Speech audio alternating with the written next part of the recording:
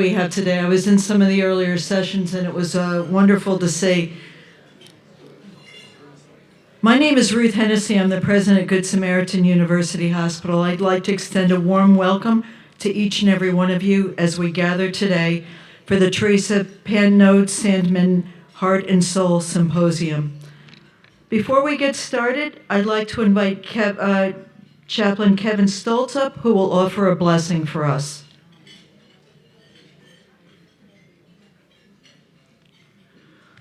Good afternoon. Let us pray. Gracious God, I call on you right now in a special way. It is through your power that I was created. Every breath I take, every morning I wake, and every moment of every hour I live under your power. I ask you now to touch me with that same power, for if you created me from nothing, you can certainly recreate me. Fill me with the healing power of your Spirit. Cast out anything that should not be in me. Mend what is broken, root out any unproductive cells, open any blocked arteries or veins, and rebuild any damaged areas. Remove all inflammation and cleanse any infection. Let the warmth of your healing love pass through my body to make new any unhealthy areas, so that my body will function the way you created it to function. Restore me to full health in mind and body, so that I may serve you the rest of my life. In your holy name we pray. Amen.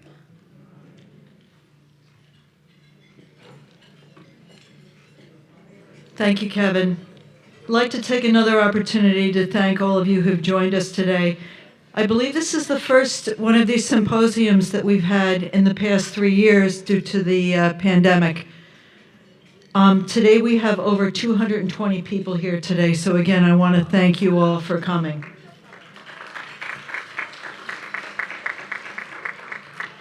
This is an incredible opportunity for the dedicated and expert staff at Good Samaritan University Hospital to give back and to provide valuable education.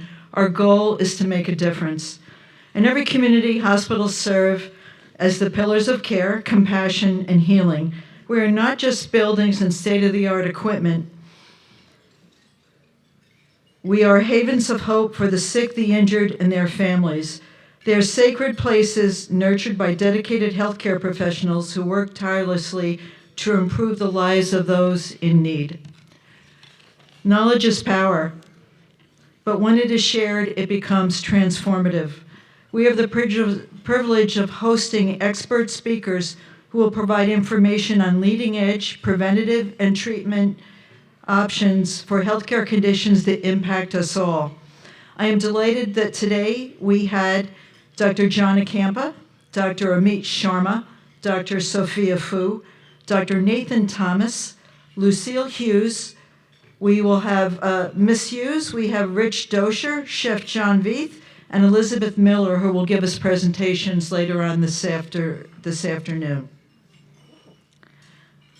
We hope that their words will inspire you and will spark new ideas to help you and your family improve your health.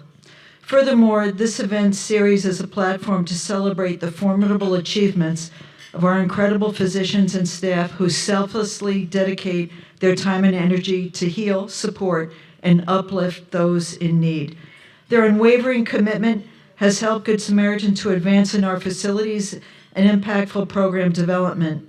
Some of the noticeable projects, and hopefully as you all have driven down Montauk Highway, you've seen a 300,000 square foot building going up, and that is our patient care pavilion, and that will be open in the fall of 2025.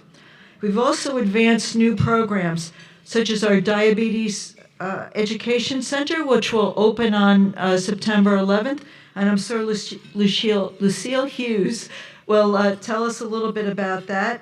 Earlier this year, we received our Trauma Level 1 designation for our emergency department and our trauma team for adult services, a significant milestone and structure that needed to be put in place to help better support our community that suffer advanced trauma.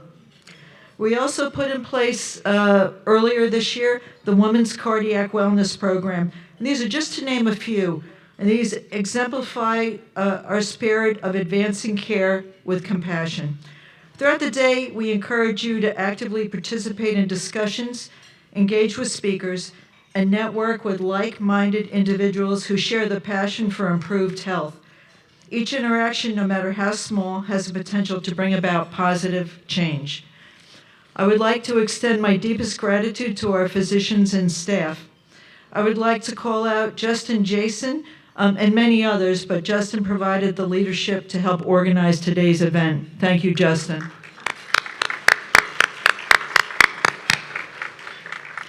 May this event not only equip us with knowledge, but also ignite a commitment to improve personal health outcomes. Together, let us inspire, uplift, and build a healthier future for all. Thank you.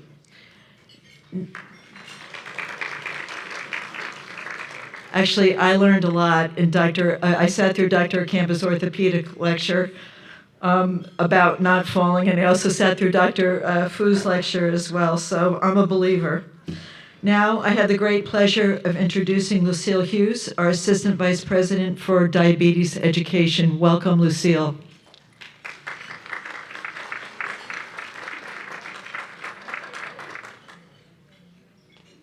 Thank you so much.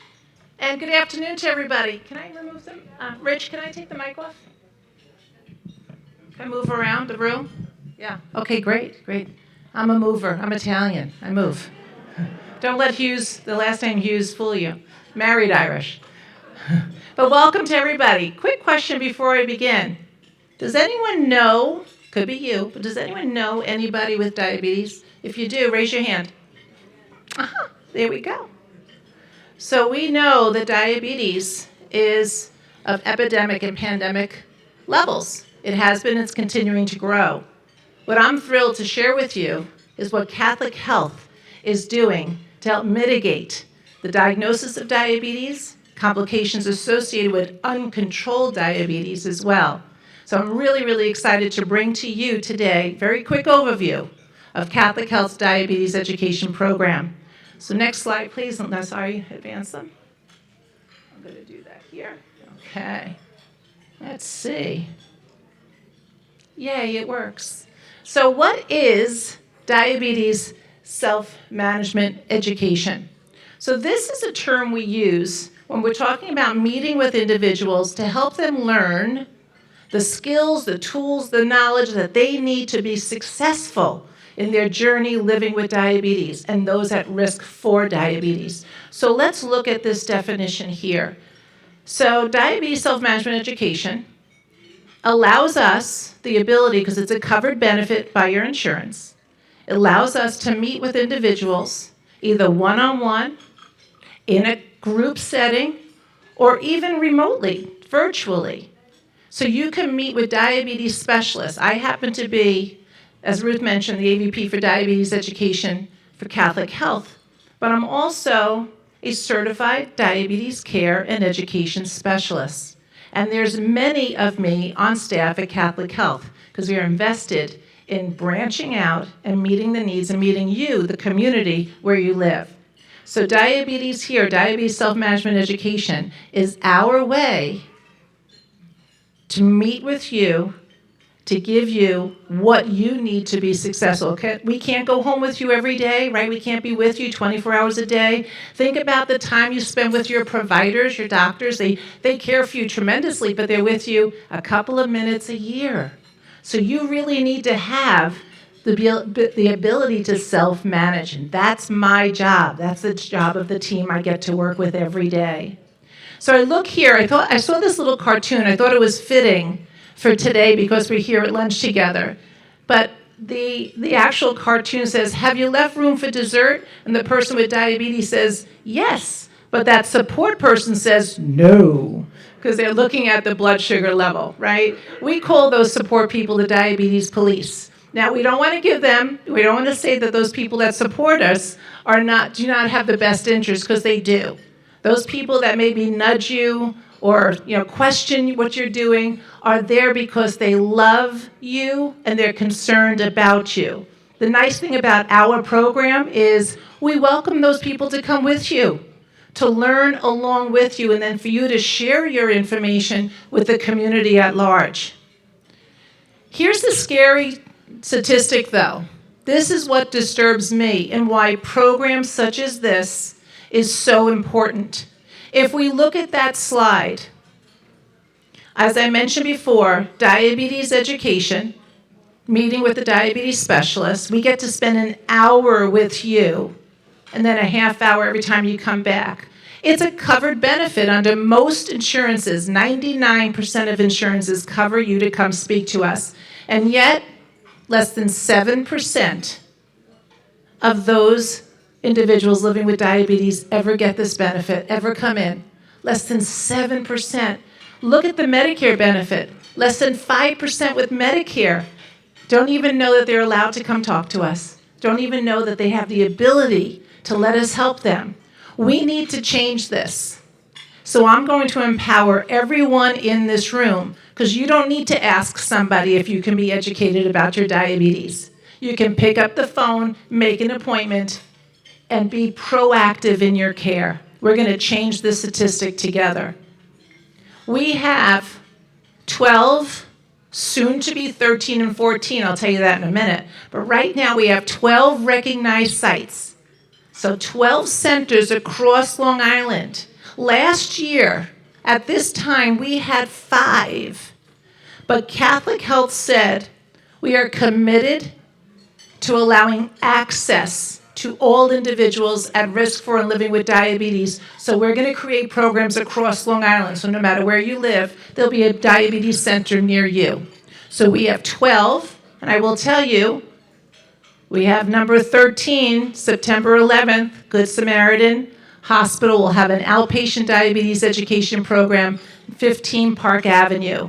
Real close to here, very convenient for every one of you. We want to see you there. In addition, we have 12 diabetes care and education specialists. We are multidisciplinary. I happen to be a nurse. I have my doctorate in nursing practice, my master's in education. So we are experts here wanting to help you. We also have pharmacists. We have dietitians, experts in medical nutrition therapy. So you have a wonderful team here waiting to help you. Our vision is simple. If you or somebody you know has diabetes, we don't want you to even think. We want to be the first place you think of. Hey, I have diabetes. I need to go to Catholic Health Diabetes Education Program. I want to go to that Good Sam site on 15 Park Avenue. There's no place that's better. That's our vision. That's our mission.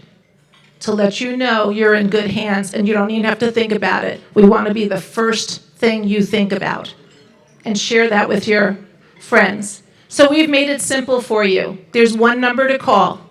We're one Catholic Health program with many locations.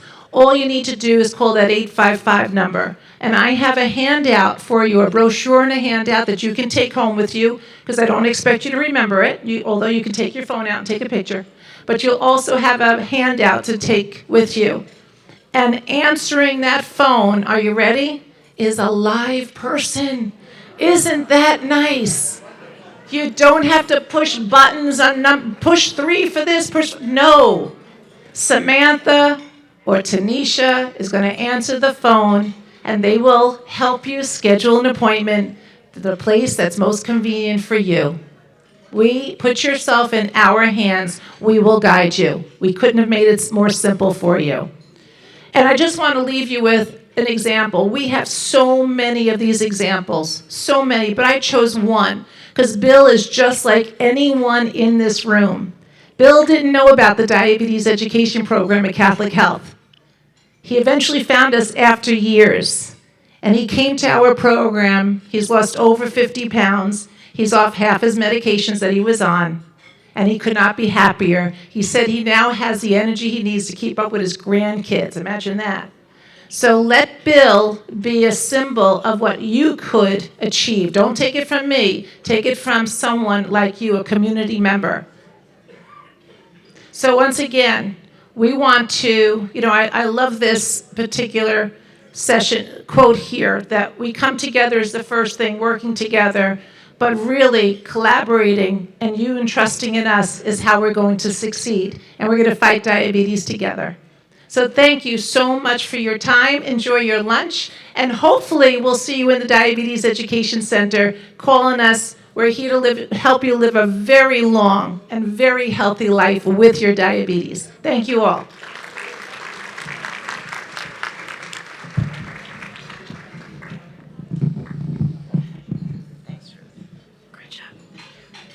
Thank you, Lucille. We've been working with Lucille, combined with the staff at Good Samaritan over the last several months to set up the Diabetes Education Center. This is the first phase of it. The second phase will include having inpatient diabetes educators who will be able to counsel patients that are admitted in the hospital and also in the emergency department. So we have great things on the forefront for that. The next presenters have been called rock stars. Dr. Fu and the doctors, please don't get upset. They're absolutely incredible, and I'm pleased to introduce Richard Dozier, who's our Director of Food and Nutrition at Good Samaritan, Chef John Veith, and Beth Miller, one of our dietitians that works with specifically our cancer patients. So welcome, Rich.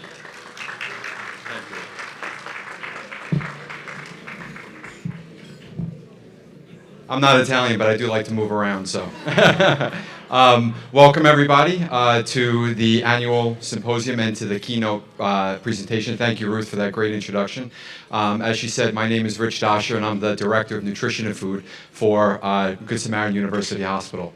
This is our, Chef John and I's, I think, second time over the past about 4 to 5 years that we were asked to provide the keynote presentation. So it's something that him and I enjoy doing, and we circle on the calendar whenever we get asked. To quote our president and CEO of Catholic Health, Dr. Patrick O'Shaughnessy, food is medicine. And to a registered dietitian and to chefs like Chef John and myself and Beth, who's our cancer center dietitian, that's music to our ears. And why is that? Because historically, medicine has always focused on cure. And while cure is obviously of the utmost importance, and technology advancements and having the infrastructure in place within our inpatient settings and also our outpatient, it's nice to see the transformation, not only just within healthcare overall, but also within Catholic Health, on focusing on more prevention and a more holistic approach to the care of our patients. So not only just trying to build the greatest infrastructure that we can, definitely in particularly within your backyard over at Good Sam, but to support the patient as a whole. And that food is medicine is something that carries through. It's not just a catchy phrase. It's not just a fly-by-night quote. It's something that's definitely ingrained in the mission and vision of not only Catholic Health, but more locally for Good Sam as well. Everything from screening all of our patients that do get admitted into through the emergency department for food insecurity, to then providing those that do have access problems with a non-perishable bag of food through our partnership with Long Island Cares, to then setting them up with more outpatient resources, such as through SNAP referrals.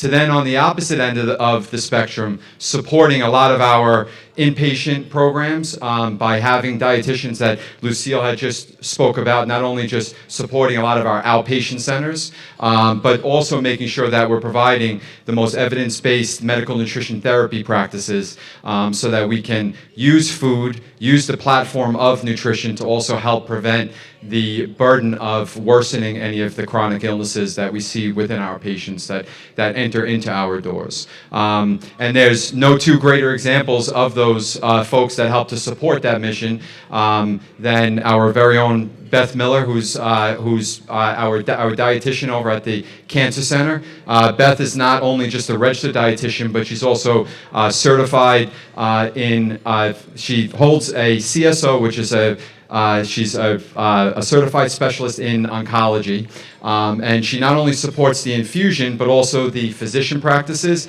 and also the radiation oncology program. So Beth is quite busy. And then our very own executive chef, John Vaith.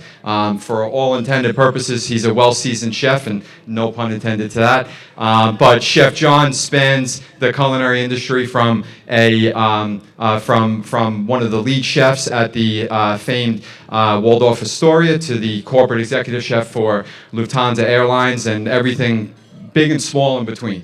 And John helps me to help lead system-wide menu changes that we focus on a biannual basis to not only just incorporate more of a seasonal approach to our menu, but to also get rid of some of the stigma that's associated with hospital food, and to improve the nourishing while you're in our doors, while having our great clinical team provide you with the education and to have programs to help support that when you do leave our institution. So before I hand it over to both of our incredible speakers, I will be walking around the room with a mic. If you do have a question, by all means, raise your hand.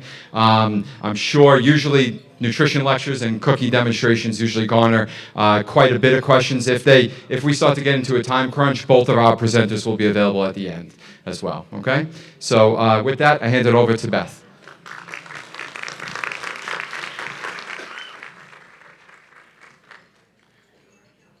Give me a mic. Okay, thank you so much, Rich.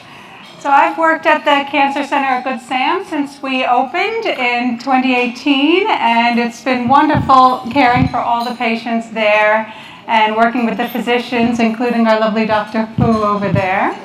So as Rich said, I'm a specialist in cancer nutrition. So in addition to my degree that makes me a dietitian, I have additional training and an exam in oncology. So a lot of people get confused, how is a nutritionist and a dietitian different? So in all my talks, I like to clarify that off the bat, just so that you know who is here talking to you today. So nutritionist is not a protected term. Anyone in this room can tomorrow call themselves a nutritionist. There's not a regulation on that. Whereas a dietitian is somebody that has been to school. We have at least a bachelor degree, and now it's going to be a master's from next year. I do hold a master's myself. And then we also have to pass an exam, and then we could practice as a dietitian. So you might see some people using nutrition and dietitian together, but dietitian is the medical term for somebody that has a degree in nutrition. I know that's very confusing, so I like to clarify that. Okay, so here I'm going to talk to you today about all of the foods that we know can benefit us when we're trying to eat healthy and reduce our risk of cancer. These are questions I get asked all the time, not just by our patients, but also just in the general community. Cancer is something that so many people are affected by, unfortunately. So many people have someone in their family or even themselves, so there's so many questions about food and cancer. So hopefully I'll clear some of those up for you today. And after me, Chef John will be doing a lovely presentation on cooking some salmon with different plant foods with it. And that goes right along with my talk because the foods I'm going to be talking about are the foods he's going to be cooking. So that's perfect. Okay, so I've covered already pretty much what I'm going to be talking about. And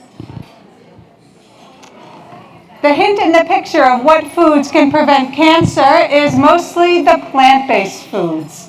When we're trying to eat enough healthy foods to reduce our risk of cancer, we always want to start with the things like fruits and vegetables and whole grains. The science has shown us that these are the things that have the beneficial compounds that can reduce the risk of cancer developing.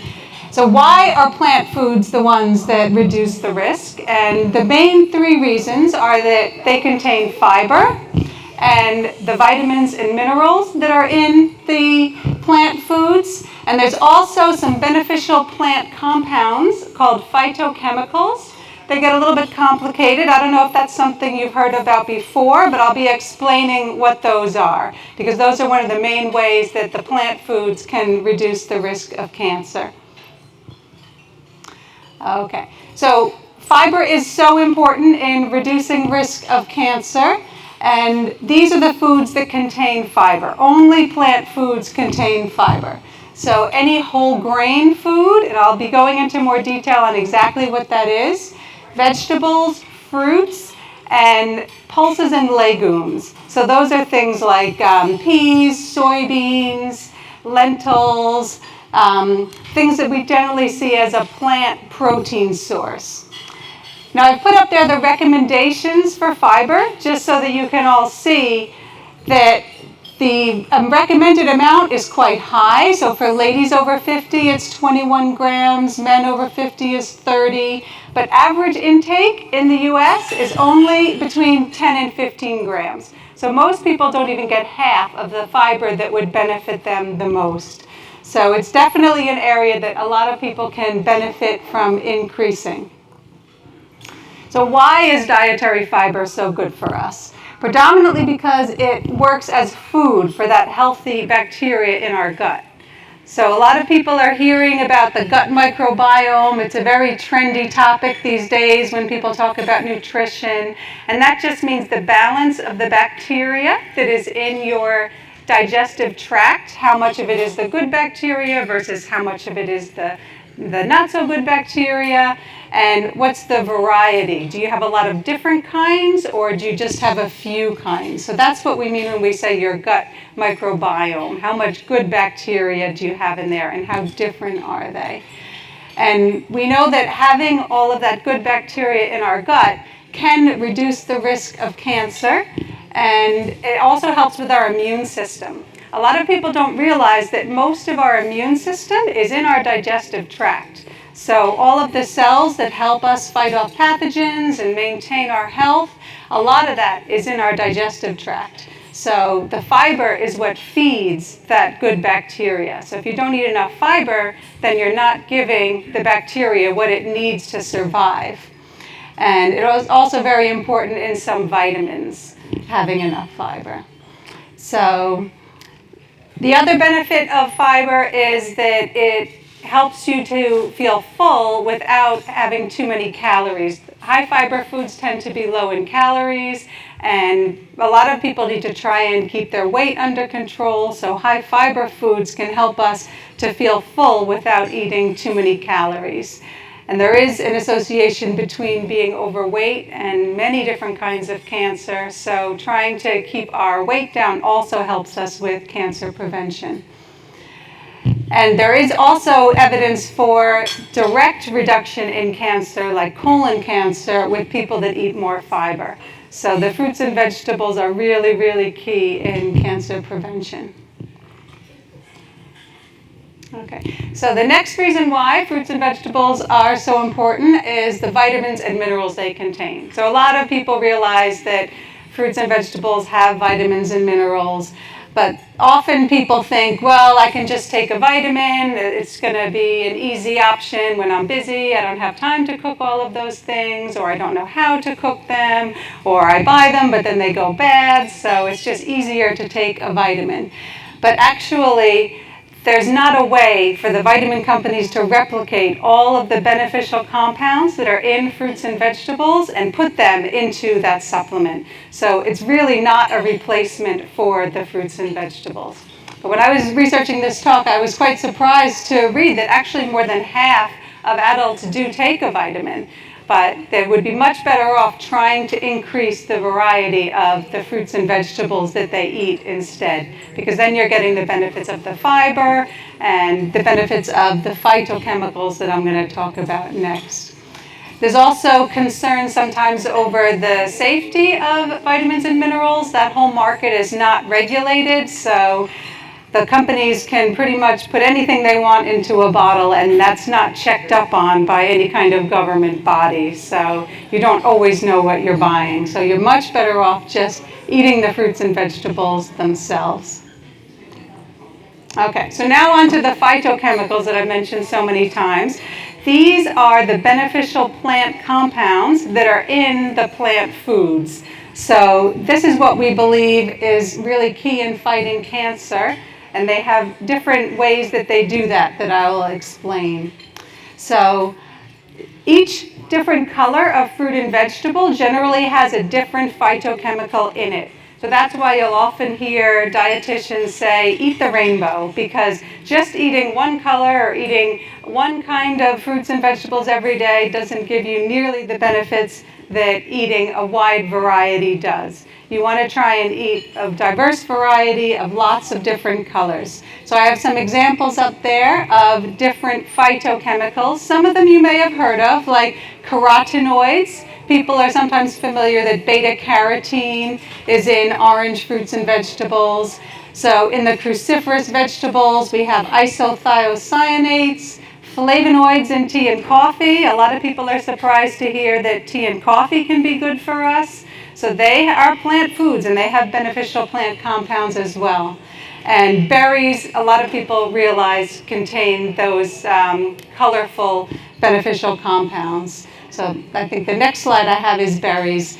That's often a food that people think of when they think of what they're going to eat to fight cancer. Blueberries often comes top of the list. So that's down to the beneficial compounds, the phytonutrients, the fiber, as well as the vitamins. So they also have vitamin C, and they're really, really key in fighting cancer. And some people ask me, well, they go bad so quickly. Frozen ones are just as nutritious as fresh, so you can just keep them in your freezer, put them in something that you're cooking, or put them in a smoothie. So you can absolutely buy the berries frozen if that's easier for you. So cruciferous vegetables, that's another one that often comes up. Everyone thinks that they have to eat kale all the time if they want to fight cancer. And while kale is wonderful for you, it's not the only cruciferous vegetable that there is. I've listed some others there. It might be a little hard for you to see, so I'll read them out. So broccoli, cauliflower, Brussels sprouts, kale, bok choy, cabbage, and the arugula that Chef John's going to be cooking for us later, that's also a cruciferous vegetable. These also contain the beneficial phytochemicals, and they believe that these are able to deactivate some of the carcinogens. So in our digestive tract, the beneficial compounds in these can stop the cancer growth. And part of how they work is believed to be behind the nutrigenomics. I don't know if that's something that people are familiar with, but it's a very new nutrition science where the way that these plant compounds affect the way our genes are expressed, that we may in the future be able to give people a tailored diet that says this food is particularly good for your DNA. So hopefully that's going to continue to progress. It's still early science, but that's down to how we think that these beneficial compounds work with our DNA to help prevent the cancers developing. Okay, I'm just going to mention tomatoes as well, because I know so many of us grow tomatoes. My patients are often bringing them in. Everyone likes to have their garden, and they're also very beneficial in cancer fighting nutrients. So one of the main ones that they contain is lycopene. Maybe that's one people have heard of. It often comes up with prostate cancer because it's beneficial in the prevention of prostate cancer. But tomatoes are not the only fruit and vegetable that contain lycopene. All different kinds of red, pink, and orange fruits do as well. So the grapefruit that is in the menu today, that also contains lycopene. Okay, so I'm just briefly going to explain what a whole grain is in case anyone doesn't know the difference between the refined grains that you get in, say, a white flour and the whole grain. So when they refine the grain, they take off that outer layer of the bran and the germ, and it just leaves that starchy middle part. But most of the nutrition is in the outside bran and the inside germ. So the fiber is there, most of the vitamins and minerals are in the germ. So when they refine that, they really lose those beneficial parts of the grain. So when possible, we really want to try and include whole grains in our meals. So whole grains are things like whole wheat bread, brown rice, oats. There's also ones that are less common that people might have heard of, like farro and millet. There's a whole different array of whole grains. And although they sometimes enrich the grains and put back in things like iron, it really can't replace what's lost in the refining process. And as I keep mentioning, the fiber really is so key in the cancer prevention, so that's why you want to have whole grains instead of refined grains when you're trying to have a cancer preventative diet. Okay, so I'll just briefly talk a little bit about the plant sources of protein. A lot of people are trying to eat more plant foods for a healthy diet to reduce their risk of cancer. These are things like beans, lentils, that you can cook and put in a stew, or you can just make them on the side of like a piece of fish. A lot of times you'll see lentils served with salmon. There's a lot of ways that you can incorporate them either into a meal that does have some meat or fish in it to give more fiber and to give you all of the benefits of the whole grain. So it doesn't have to be a totally plant-based diet. You can put them alongside meat if you want, or you can use it to give yourself some meat-free meals some days of the week to increase the benefits there. So the reasons why these are so beneficial is they have also the prebiotics in them that feeds the good bacteria in your gut.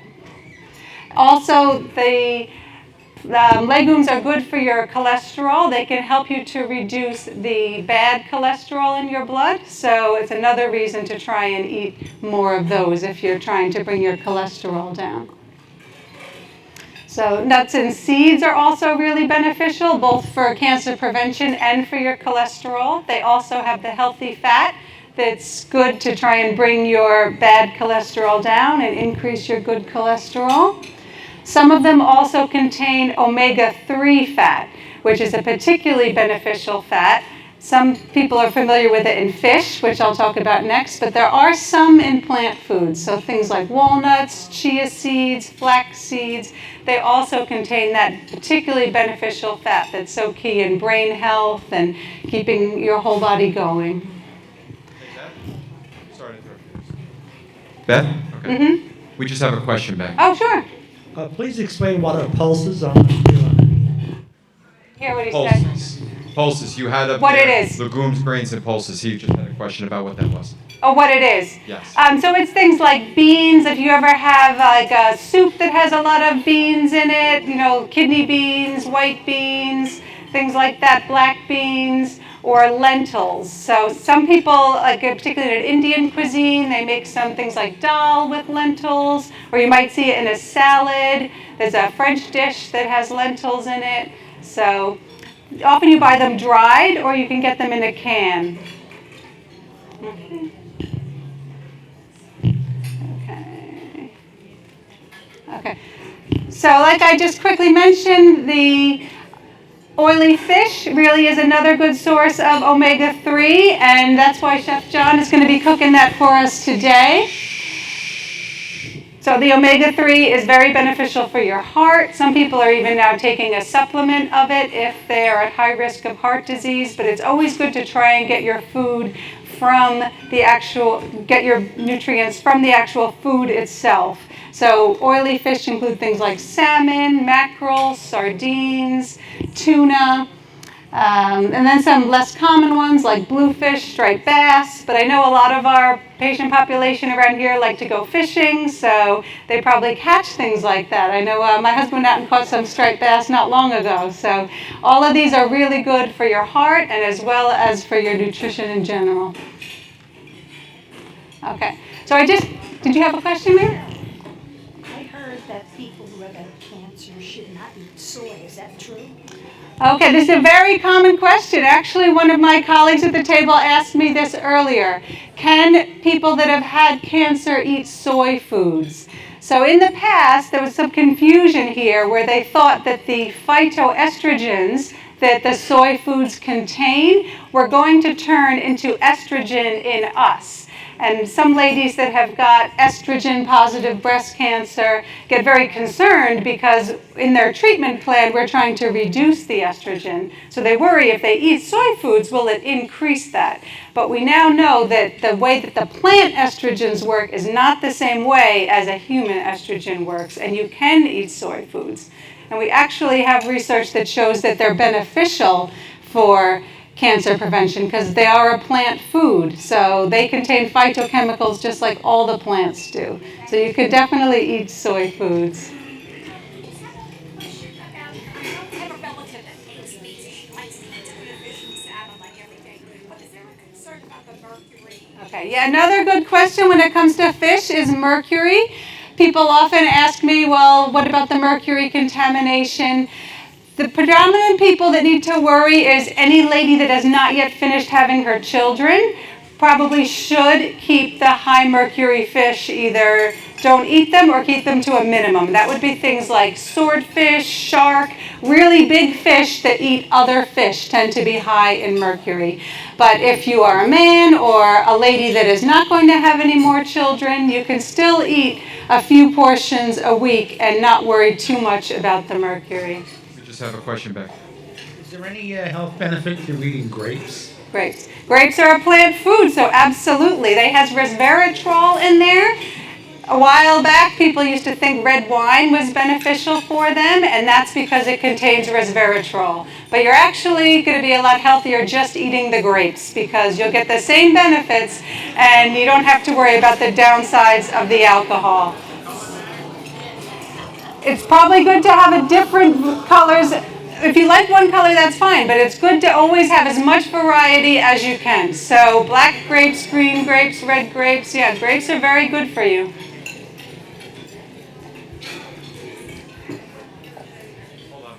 Rich has the microphone for us. Thank you, Rich.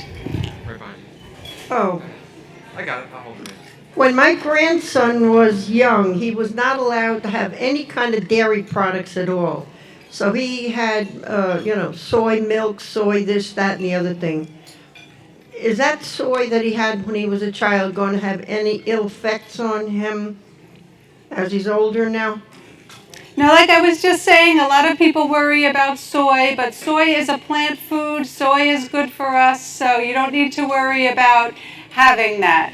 But equally, you can eat dairy as well. So if somebody thinks, oh, I can't possibly eat dairy because I've had cancer or something, there's not any links between eating dairy and having cancer. So it can be a good source of protein. However you prefer, soy milk, cow's milk, all of it is fine. Hey, Beth, Okay. we just have a couple more over here. Okay. As far as nuts go, are one nut better than the other, like pecans versus almonds, or? Nuts are all good for us. You know, the Almond Board of California will tell you that almonds are the healthiest nut. They have something called the portfolio diet that has been shown to reduce cholesterol, and that's something that they've paid for that research. So you'll read a lot of different things, but in general, variety is the key. Don't eat the same nut all the time. Try to have a few different ones in your fridge and mix it up, but all of them are good. My question is, when you were talking about eating grapes, if you're diabetic, you can't have enough Okay, grapes. another very good question that I get a lot. Yeah, Diabetes is okay. complicated, as they were explaining. So the advice for diabetics can be a little bit different, but you can absolutely eat fruit. You just have to watch the portion size and try not to have, too much of it. So I usually say like 2 portions a day, try to make them different, and try not to eat the fruit on an empty stomach. Because if you have other things in your stomach before you eat the fruit, then the natural sugars won't affect you as much. But diabetics should still eat fruit because, as I've been explaining, fruits and vegetables are so key to our health. You don't want to cut out that whole food group. Sure, and if you can, actually I believe that my colleague wants to answer the question as well. No, Beth, but you did a beautiful job. So just, that's a wonderful question. That's one of the myths that many people living with diabetes have. So we don't want to eliminate fruits. The way that we help you with that is when you meet with one of our team members, a diabetes care and education specialist, we create that meal plan with you. So you can understand that it's approximately 10 grapes that you can. We don't eliminate fruits. All fruits are wonderful for you. A banana might be a half a banana. So as Beth mentioned, it's really about portion control and portion sizes of each of the fruits. They're not all created equal, but they are all good for you. Okay, I'm just going to quickly go through my last couple of slides. If there's time, we'll do more questions, but I know Chef Joan is waiting here to cook. So I did want to just quickly explain where does the science that I'm talking about come from? Because so many of my patients say, I read this on the internet, or my cousin told me this, and it is confusing. Nutrition science does seem to change all the time. And you'll read something one day, and then you'll read something the opposite the next week. So how do we actually know what foods are good for cancer? So there's a project that is done worldwide. It's based out of London, but it's called the Continuous Update Project. And they take all the nutrition research that is done everywhere, they analyze all of it, and they put it into something called a meta-analysis, which just means that they make a really, really big study out of it. And big studies give us better answers than just one little tiny study that you might read about in the paper because that one study found something different. So we really want to base what we're telling everybody on actual science that has come out of this report. So this is where we know what is good for cancer, and that the fruits and the vegetables and the whole grains, it all comes out of this report. And so we know it's actually based in the science. So you probably can't read that, so I'll just read it out to you. They have 10 recommendations in that report of what can we all do to reduce our risk of cancer. Not all of them are nutrition related, but it's be at a healthy weight, be physically active, eat a diet rich in whole grains, vegetables, fruits, and beans. Try not to eat too much fast food, processed food, keep that to a minimum. Limit your consumption of red and processed meats. Limit your consumption of the sugar-sweetened beverages and alcohol. Don't use vitamin supplements to try to prevent cancer. Ladies should breastfeed to try and reduce cancer if they can. And anyone that has had cancer already, all of these recommendations will help them reduce the risk of it coming back. So these are the 10 things that we know can help to reduce the risk of cancer. Hey, Beth, we just have one more question. This Oh, yeah, lady of has course. been That was waiting my to- last slide anyway.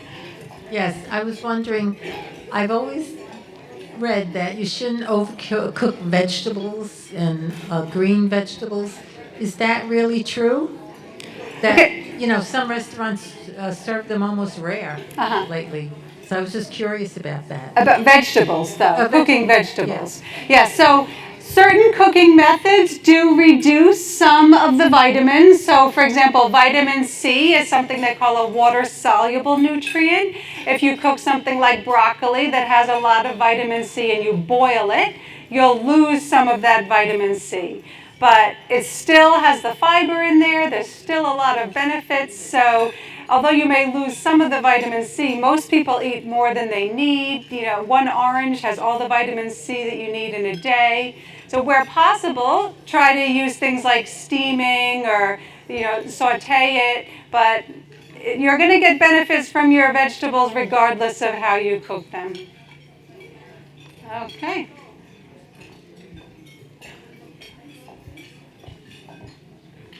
Do you have another question? Yeah, along with what she asked you.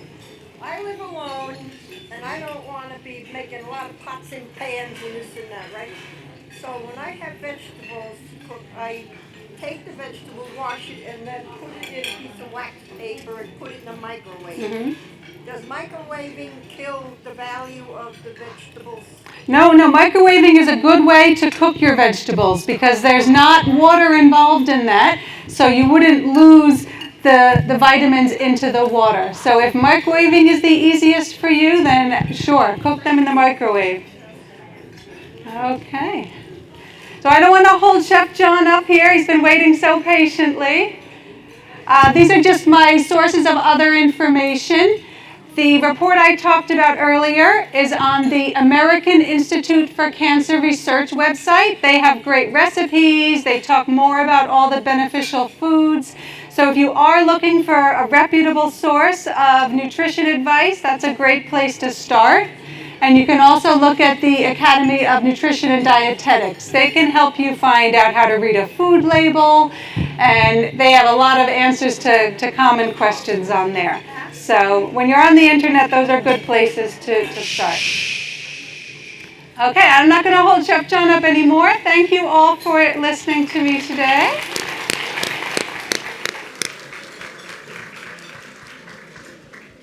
Thank you, Beth. My name is John Vaith. I'm the executive chef at Good Samaritan University Hospital. Glad to see everyone here.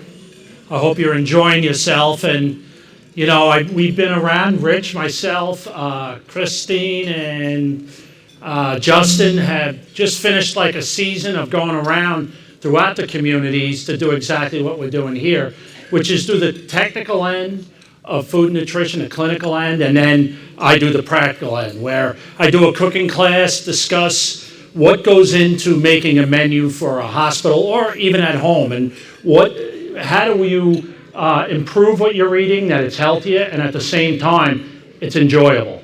You know, not all good food has to be, you know, or nutritious food has to be bland, for instance. We spend a lot of time, Rich and myself, when we're developing menus to really work on getting the best product for the patients, but also that is the healthiest for the patients. I'll come up with a recipe, and Rich will send it back to me like 8 or 9 times, where I have to take this off, add this, and it ended up working out very well. The menus at the hospital have improved quite a bit since I've been there, and it's enjoyable. It's somewhere where you want to come. You don't have to make reservations, but you can work with it. So anyway, what I would like to do today is to go through the product. We are going to make a coconut cashew crusted salmon, and we're going to make a fennel citrus salad with a dressing. So there's going to be 3 parts here. We're going to make the protein with the salmon, we're going to do the salad, and then we're going to make the dressing. Now, I picked the salad. We just did, like I said, this series where we did whole grains and salads, and this one's going to be a straight salad. But I want to just discuss the importance of produce and making any menu for different times of the year. We change our menus 3-4 times a year now at the hospital. And the idea behind that is that a lot of food is seasonal. And like the old saying says, when it comes to food, garbage in, garbage out. Good food in, good food out. You give me a good piece of produce, it's really easy to make a really good meal. You give me not so good, and it's almost impossible to make something that stands out as being really good. So if we could make seasonal recipes that really work on, we're coming into the fall, the butternut squashes, the grains, the root vegetables, Brussels sprouts, we'll start to introduce these things. But we're in the summer right now. What I did is I took a bunch of the things that I know are high quality right now. We can make a great salad that has a lot of different flavors, but we also look for different textures that go into it. You don't want everything to be the same texture.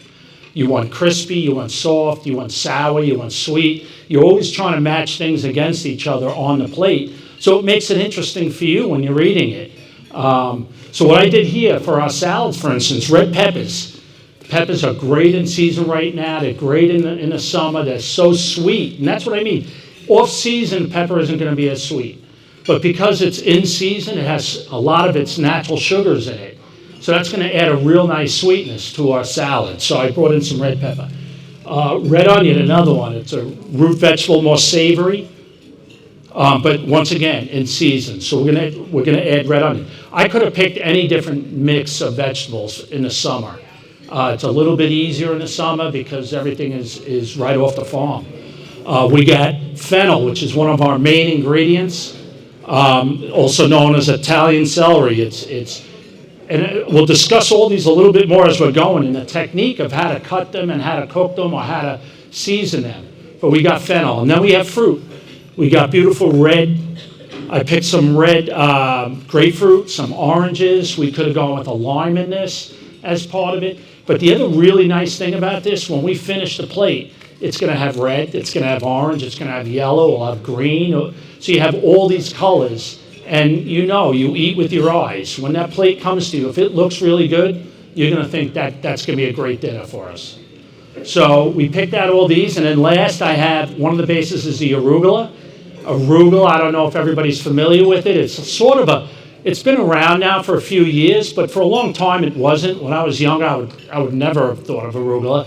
But it is when you taste it tonight, think about it. It has a lot of pepper in it, and has that little bit of tartness. It plays off the sweet. Once again, we're mixing against each other. So that's the salad end of it. Then what we can do is take the natural juices from the fruit and make a citrus vinaigrette, which is very simple. I'll show you a simple way to do it, and we'll have that. Now, on the protein end, we pick salmon. What I will say, and maybe Beth, you can have some, is when you're picking fish, it's like produce. One, there are different types of salmon. There's chub, there's Pacific, there's Atlantic. The colder the water, usually the sweeter the fish. But also try to avoid, it doesn't mean it's bad for you, but if you're going to pick it, get a wild salmon over like these farm raised where, I was talking to Rich before, they're in a pool the size of a pool in your backyard. There's like 500,000 of them in there, and they're right on top of each other. And I don't think they have the omega oils, right? Yeah. I did actually just hear about some new developments in that where the farmers are trying to put more omega-3 in, and as of now, there's a good amount of omega-3 in the farm salmon. But as you point out, you don't know about the hygiene and the flavor. Yeah. If you've ever had both wild and farm salmon, they taste very different. Yeah. So whereas now they probably have comparable amounts of omega-3, the wild salmon always tastes better, has a different texture as well. So like I said, when we think of produce, you think of protein, there are different things that you can pick from. It's like beef. You can get either a choice cut or a prime cut. Prime's going to be better. So with food, like I said, garbage in, garbage out, good food in, it's much easier to work with. You don't have to do a lot to it. We're not trying to cover up flavors or enhance flavors as much. Okay, so the other thing, we're going to make a crust now. And what we have here are cashew nuts. We talked a little about the benefits of nuts. And I have coconut. With the coconut, for a crust like this, I like to do an unsweetened coconut. Sweetened coconut, one, it makes it too much like candy, but also it burns really easy because of all the sugar in it, and it's not as healthy for you, I would think, the extra sugar. And very simple. All you have to do is take either, if you have a food processor, you would throw the nuts in a food processor. If you don't have that, you have a coffee grinder. I've done it with a coffee grinder. If you don't have that, the old way was just take a plate and rub it over the nuts until they're all crushed up. So what I'm going to do is I'm going to take the nuts and I'm going to put them on a plate. It's just so simple. It's not like you need flour, egg, and breadcrumb, and you have to set all this stuff up. All I'm going to do is mix in a little bit of coconut. I'm going to take my salmon and just push it in. Push it down, flip it over nice, and then once again, I want to get it down in there. And that's it. So now we have our crust on our salmon. It's so simple for home. We'll leave that here. Now, I'm going to use a burner because we don't have an oven.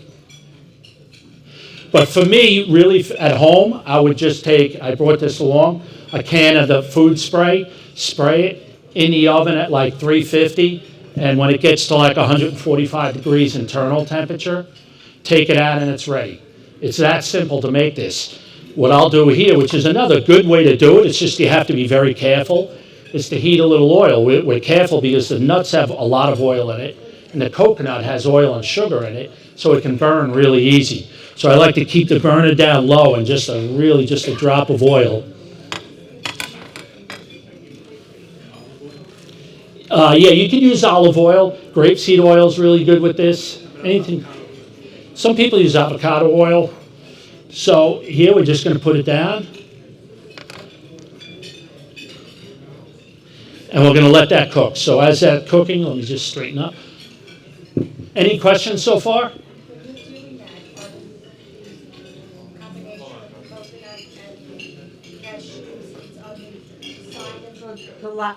It's on the combination of the cashews and the coconut are on the skin side of the salmon? No, well, this one's skinless, but I would put it on the flesh side.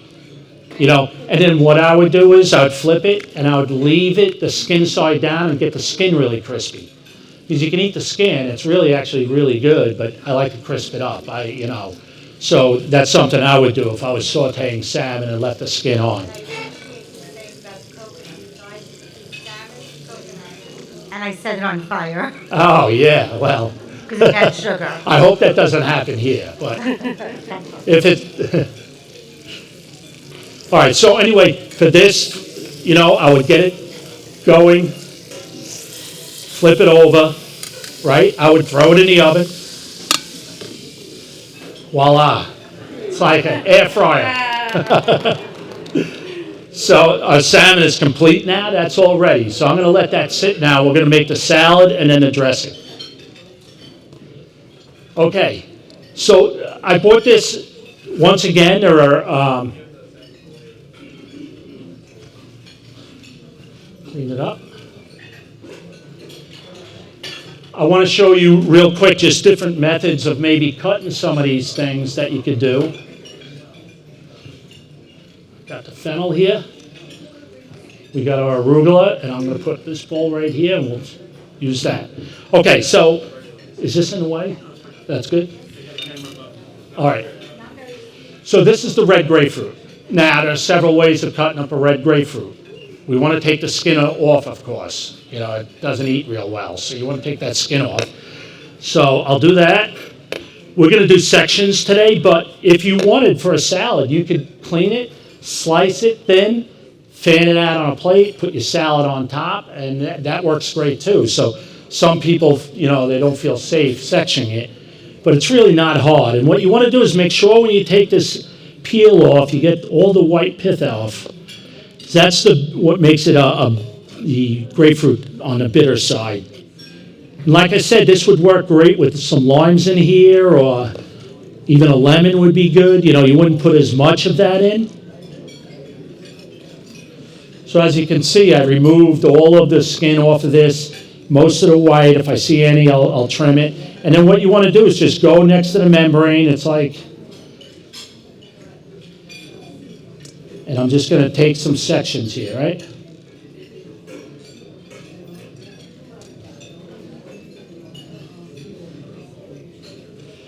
And what you would do is once you completely get all the sections and hold it over the bowl so you catch all that juice, but once you would get all these sections, you would squeeze anything left, you would squeeze all that juice out, and that would be what you're going to use for your dressing. All right, we'll put that down. I'm going to put this in here so I have some cut already. And like I said, I would just take this now, I would squeeze it in, get all that extra juice, and that would be part of my dressing we're going to make.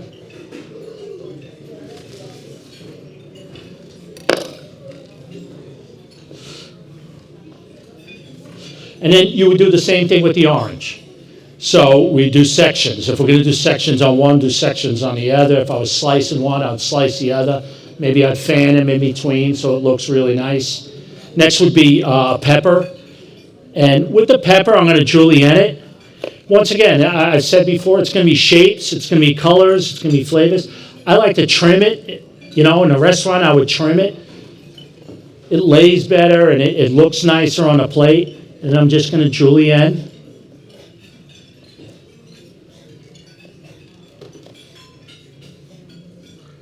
Make sure you all separate. So we got julienne peppers. Let's see, red onion. So red onion, I want to julienne them or slice them.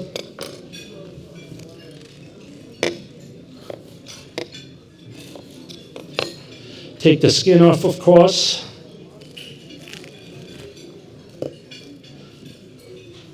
And what I like to do with the onion is, a lot of people will slice it this way, which is fine. I like to slice it this way. It comes out more of a julienne for me. Hey, Chef, is there a difference between using red onion versus white onion? Yeah, like anything else, there's Vidalia onions, there's red onion, there's Spanish onions. Red onion happens to be a little milder, so I like that, and I like the color for something like this. So, no, really, red onions never got me going. My kids get me to cry, but. All right, so the only thing left now is the fennel. And once again, like anything else, let me just clean up a little bit. with fennel, we could cut it all different ways, right? I mean, you could cut it into strips and then dice it, so you have diced fennel. You can julienne fennel. You could slice fennel. What I like to do is I get a mandolin. So here's the mandolin. It's taken many of my fingers over the years. Very sharp. It comes with a guard, but no respectable chef uses a knife guard. Right, Rich? So anyway, I get a nice flat section on it.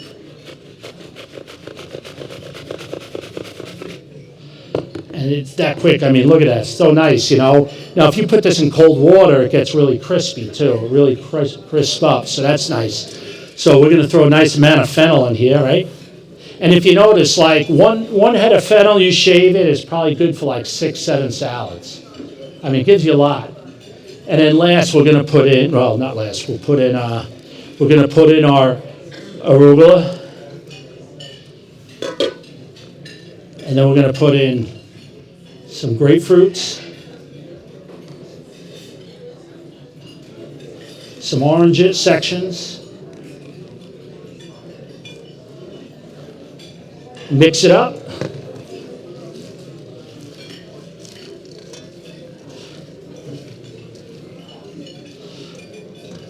And you see, I mean, I don't know if you can see it on the screen, but a lot of color in that salad, a lot of flavors in that salad, so that's real nice. Then the last thing I want to do is just really quick show you a quick dressing that we can put together. Matter of fact, I'll use this bowl.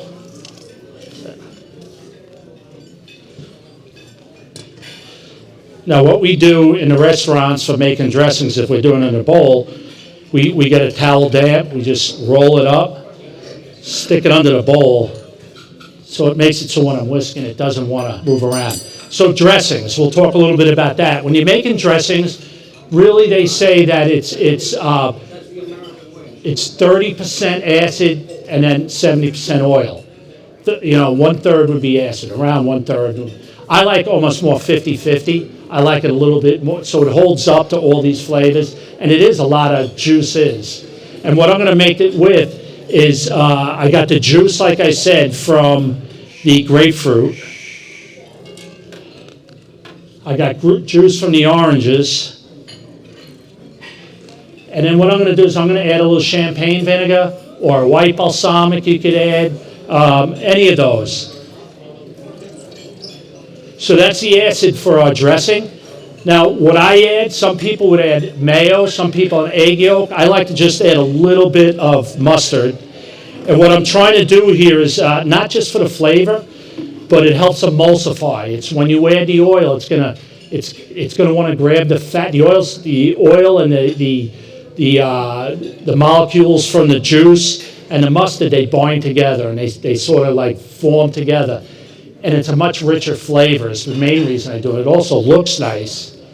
So one of the tricks when you're doing that, if you're having problems at home, is make sure everything's cold. If it's cold, it seems to go much easier. And a blender, if you have a blender. Rich won't let me get a blender at work, so we do everything by hand. I can share mine from the Cancer Center. Yeah.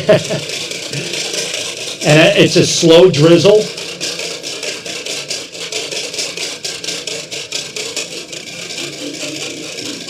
Hey, John, can you just talk to us about oils a little bit while you're making your bread? And that's what do a you very recommend for different types of oils that are available? I know you spoke about it as far as sautéing the salmon before. Yeah. As far as So dressing. part of the thing we do when we're doing these community events is we make different flavored oils. It's one of the great things about oil. So we do an herb and garlic infused oil. So there's a few things. One, type of oil. Grapeseed oil is really good. Avocado oil is really good. Olive oil is really good. Once again, when you compare to when I was young to now, there's no comparison. You can get some flavored vinegars. There's every type of flavored vinegar, every type of flavored oil. So, but we also make a lot of oils. In the restaurant, I used to make a lobster oil. I'd make same as a lobster soup, but I made it with oil instead of water.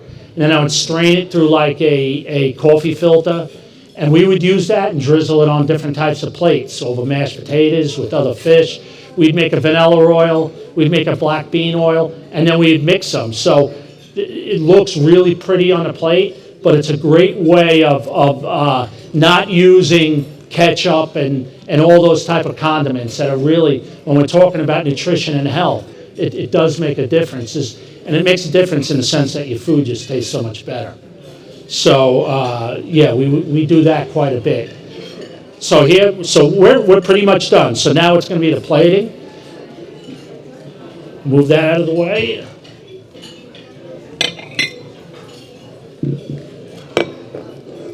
And like I said, it is about, you know, what you see when you're eating, right?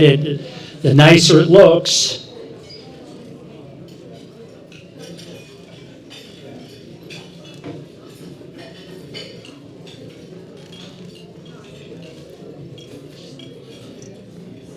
I mean, that looks really good by itself. You don't even need anything else, but.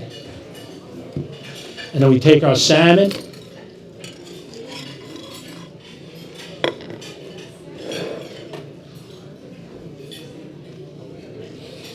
And then I take our dressing and over the salad and over the salmon.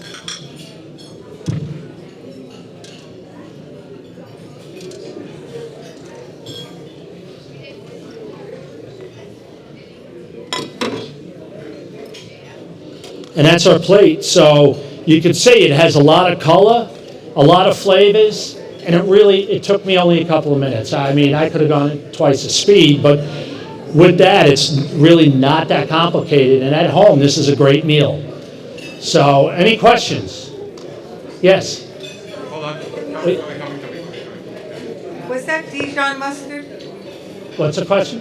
The mustard, was it Dijon? Yes, that was Dijon, but once again, like, I've used honey mustards or different types of honey cranberry mustards, depending on what I'm making. That's a great question because there's so many different flavors of mustards now, too. Coming to you. Oh, over here. Yeah, he's coming with the mic. Do you do this for every patient in the hospital? Yeah. Talk to this man. He makes me. You know, that walks through our door. like I said, the hospital food has come a long way, not just from, 20 years ago, but in the last 4 years, I would say. A lot of the hospitals have made changes. Like I said, Rich works tirelessly on getting all the components right for the health, and I work tirelessly for the flavor. So we do have, like for instance, I did this salad, but at work we do a peach salad that has peaches, goat cheese, red onions, peppers, tomatoes, cucumber, and then you can get grilled shrimp on it, you can get grilled salmon, you can get grilled chicken. So we have stuff like that. We are constantly changing. Yeah, or we also have, with our seasonal menu changes, a staple for our winter menu is our potato crusted salmon. So Yeah. as John had crusted the salmon along with the coconut cashew crust, we actually take shredded potatoes, we put a salmon mousse, we spread that down, and then we encrust the shredded potatoes and then finish that off in the oven. So yeah, to answer your question, sir, a lot of the same care and attention that we're displaying within the demo is definitely, embedded within our patient menu as well. Is that it? Thank you very much, everyone. Have a great meal. Wonderful. So thank you, Beth. Thank you, John. Thank you all for, again, coming to the annual Good Sam University Symposium Keynote presentation. We hope that you walked away with a lot of great information. Like I said, myself, Chef John, and Beth will be up here. Lucille's also here as well if you have any questions about the diabetes programs that she had mentioned earlier. And with that, I'll hand it over to Justin. Thank you, everybody. Just want to thank you all for attending today. Hope you had a great time and really learned some things that you could take home with you. My name is Justin Jason. I'm the Director of Public and Community Relations. I'd like to, and she's not in the room right now because she's working tirelessly right now, give a round of applause for Christina Wood. She's the person who put together presentations and the whole event together today. And when she walks in, You can tell her that we all gave her a round of applause also. I'm going to surprise Linda DiGilio, the president of our Guild Central Council, to pick out the winner of our door prize for today. And the door prize is brunch for 4 here at Captain Bill's. Oh, hold on. We got one more to add. If he wins, you can all blame me. You got more? Anybody else have tickets that they did not hand in? Nope. If it says keep this side, keep that side. Okay. If it says keep that side, you can keep. If you have one half, then you are good. All right. Bottom? Oh. And here is Christina Woods. You missed your round of applause. Thank you for all your work on today's event. It was wonderful. All right. Mix them around, Linda. Don't pick the one that says Linda DiGilio. Just saying. I'm just kidding. Picking that top. We'll rip that top one off, and that will be our winner. No, it's just one ticket. Yeah. So you're going to read All right. The winning ticket number is. Everybody got quiet. 5474473. Whoa, there we go. Congratulations. First time in my life I ever won one of these. There you go. Great. Thank you. Enjoy brunch on Captain Bill's.